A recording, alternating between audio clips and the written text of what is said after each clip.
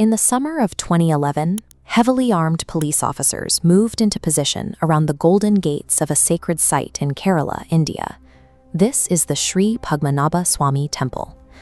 For centuries, it remained a quiet, revered center of worship, its architecture serving as a cornerstone of the region's heritage. A lawsuit alleging deep corruption and the severe mismanagement of funds against the Travancore royal family reached the Supreme Court, prompting a government order for a full inventory of the temple's legendary wealth. A court-appointed committee was sent into the subterranean depths of the complex. To reach the underground chambers, they had to pry open rusted iron gates and use their collective physical strength to shift massive granite slabs in the dark. The government's demand for transparency had forced its way into a space governed for centuries by tradition and sacred law. The investigators focused on 5 of the known underground chambers, designated as vaults A, C, D, E, and F. When their flashlights finally cut through the darkness, the team fell into a stunned silence. The floors were covered in a volume of wealth that seemed to belong to mythology.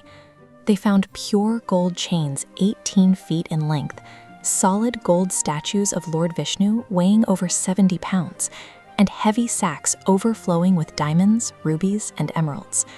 The historical depth of the hoard was even more remarkable. The vaults held hundreds of thousands of coins, including Roman and medieval European currency, proving that this chamber had been quietly absorbing global wealth for millennia. This chart compares the $22 billion value of the first 5 vaults against other recognized historical sites. It's the largest collection in recorded history. Kerala's southern position served as a natural warehouse for maritime trade, geographically shielded from northern military invasions. Then, in 1750, a defining historical event secured the hoard. The king of Travancore, Marthandavarma, placed his personal sword at the feet of the temple's deity. He surrendered his entire kingdom, declaring himself merely a servant acting on the deity's behalf. Under Indian law, a deity can be recognized as a legal property owner. That historical transfer of power meant that Lord Padmanabhaswamy himself was the literal billionaire owner of the assets in the vaults. The 2011 inventory proved that the temple was operating as the central bank of a living god, and the investigators hadn't even reached the largest vault. Beyond the wealth of the first 5 chambers, the committee arrived at a 6th room, Vault B. The door to Vault B possessed no visible lock. There were no hinges and no keyholes to force open.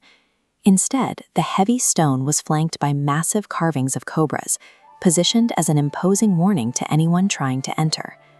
According to temple priests, the door is secured by an ancient spiritual lock known as the Naga Bandham. Tradition dictates that this seal can only be broken safely by a spiritual master perfectly reciting the sacred Garuda mantra. The local legends surrounding the door carry chilling weight. Historical records note a failed attempt to open the vault in 1908, when explorers rapidly fled after finding the antechamber infested with cobras. Believers warn that forcing the door today would invite a global disaster. Facing intense pressure from the government audit, religious authorities conducted a complex astrological ritual known as Deva Prashnam. The result was clear. The deity was deeply angered by the intrusion, and Vault B was to remain sealed. Armed with these spiritual warnings and backed by religious devotees, the Travancore royal family filed an urgent petition. They pleaded with the Supreme Court to halt the opening, citing the severe consequences of breaking the seal. The legal mandate hit a wall. For the first time in modern history, a supreme legal authority deferred to an ancient spiritual tradition, leaving Vault B's secrets entirely intact. In 2020, after nearly a decade of litigation, India's Supreme Court officially restored the administrative rights of the temple to the Travancore royal family. The result of that ruling is that Vault B remains completely sealed. Whether the chamber hides a fortune that dwarfs the first $22 billion or simply holds a profound holy emptiness is unknown to the world. We live in an era that feels entitled to audit every asset, digitize every record, and assign a firm monetary value to every cultural artifact. Vault B stands in defiance of that modern instinct. It forces us to ask a difficult question. Would cutting through that stone door and cataloging its contents actually enrich humanity? Or would it rob us of a priceless cultural boundary? The value of Vault B isn't the gold that might be waiting in the dark. It is the mystery itself.